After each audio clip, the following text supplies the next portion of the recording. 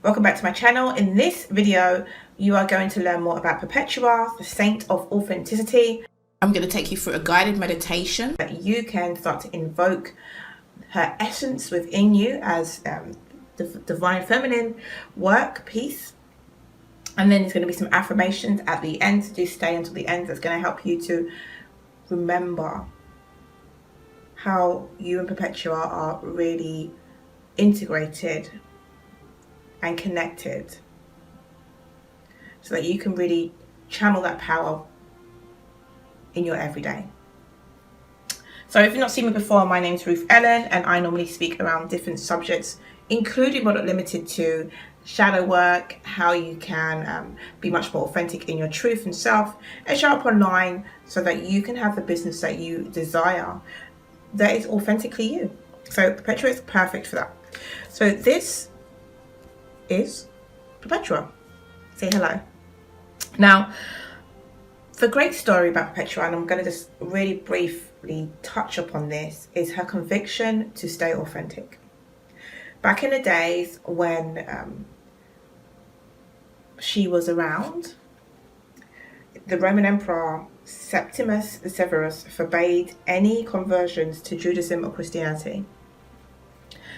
And so if anyone said that they was Christian, they would immediately be sentenced to public death if they wouldn't renounce their faith. And so Perpetua was actually captured, and once she awaited her trial, she kept a prison diary. And it's called The Passion of Saint Perpetua journal. It's not really journal, but it's a journal, but that's not what it was called. It was called The Passions of Saint Perpetua. And it's one of the most extraordinary early Christian texts. At one point in the Passion, there's a moment when Perpetua was visited by her father. And her father said, "Perpetua, I beg you to renounce Christianity." And she says, "See that pot lying there? Can you call it by any other name than what it is?" When her father says, "No, of course not," Perpetua continues, "Neither can I call myself by any other name other than what I am, a Christian." Now, remember the message, not necessarily just the messenger. Oftentimes when we hear Christianity and we're following our spiritual path, there can be times when we feel uncomfortable because perhaps we've been being burnt, is what word I'm going to use, by the religion. And perhaps we've taken that essence of being burnt forward and we've denounced things that are not in alignment with who we are and our values. And so this is just a message that I'm channeling for somebody, because I needed this back in the day. It's not the religion you are denouncing when you walk away from Christianity. It's perhaps the people and some of the ways that they have not necessarily embraced you and your uniqueness and your ways of thinking. So with Perpetua, meaning continuous, whenever she kind of refused to renounce her faith,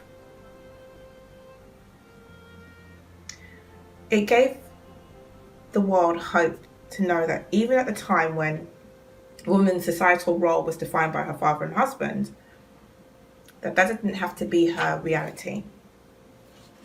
Her prison diaries transcends. Now, Perpetua died in the arena with her slave in 203 CE as equals and as sisters. So what I want you to kind of take from Perpetua's stories is the courage to be true to yourself. Remembering who you are, not who the world tells you are, is so important. Being authentic in all spaces, no matter where you are, can be one of the most challenging things you can do, because we are taught to conform. We're taught to behave in a certain way in order to be accepted. to be embraced. Whereas the truth is, in order to be accepted and embraced, being ourselves is true acceptance.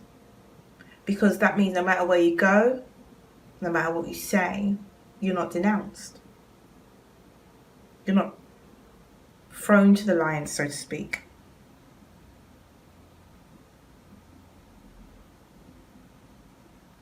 Saint Perpetua suggests that there is no greater power than choosing to remain our authentic self in all circumstances. She's that person who remained loyal to her soul, and she encourages us to embrace the power of being authentic.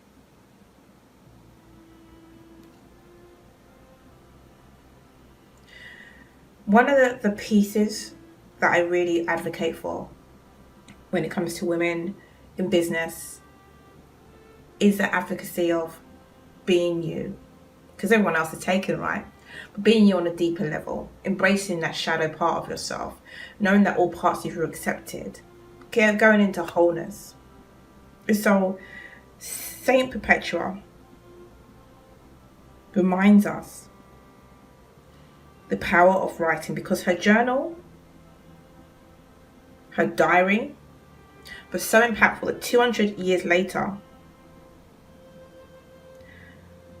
her words were spoken about by Father Augustine, who would write about their beauty and truth.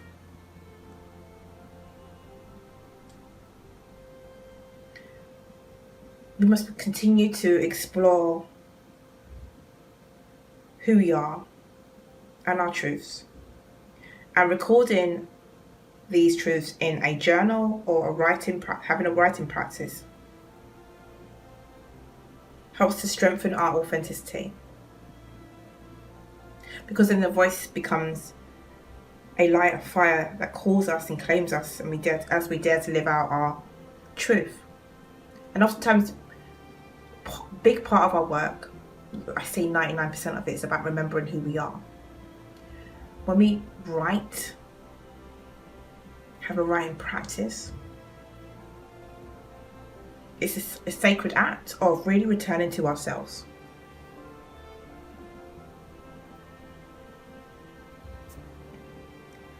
So let's start the meditation, and then we can do the card, pick a card part. What is the truest statement I can say about who I am? It's the soul voice meditation. What is the truest statement I can say about who I am? So let's ground ourselves by breathing in for 3, holding for 3, breathing out for 3. And again, breathing in for 3, holding for 3, and breathing out for 3. Again, breathing in for 3, holding for 3, and breathing out for 3. So close your eyes. We're going to meet Perpetua right now by imagining that we are in North Africa, in Tunisia right now, and closing our eyes. This magical, wonderful place. We're on the beach in Tunisia, and we walk along the beach barefoot, feeling our toes. And if you want to get more grounded into this, wiggle your toes. Wiggle your toes. Imagine walking on this beach and seeing Perpetua there, holding her journal, holding her diary. She looks at you and she smiles. She sees you. She sees you in all your authenticity. She sees you. She sees the dark and the light, but she still sees you and loves you wholeheartedly, completely. Unconditional, true love is what she invokes in you. She says you are more than enough.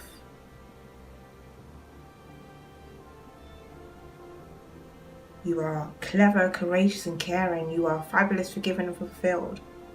You are lovable and you deserve love, and you are love. You look at her in bewilderment, thinking, okay, thanks. She says to you, what can you say about who you are? What are you choosing to believe today? Or what are you going to continue to believe the day after?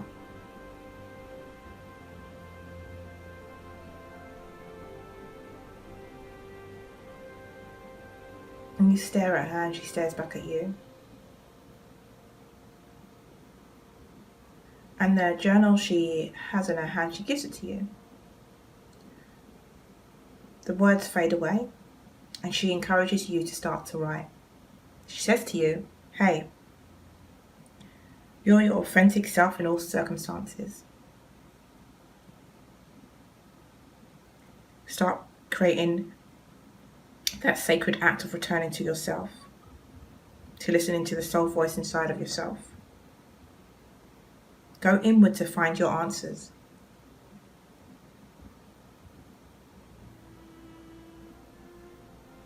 You have the answers.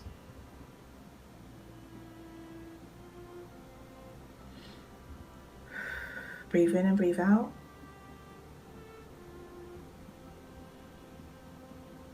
I am my authentic self in all circumstances.